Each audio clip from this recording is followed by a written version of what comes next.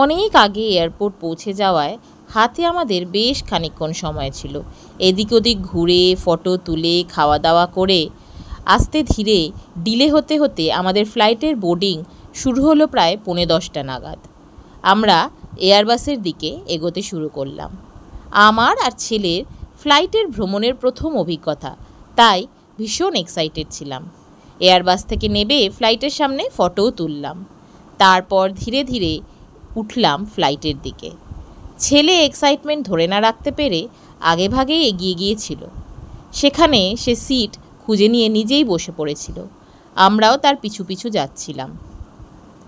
ফ্লাইটের ভিতর প্রবেশ করে নিজেদের সিট দেখে সেখানে বসলাম।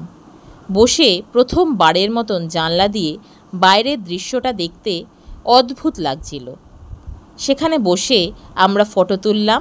তুলে অপেক্ষা করতে থাকলাম কতক্ষণে রানওয়ে ছেড়ে প্লেন আমাদের টেক অফ করবে।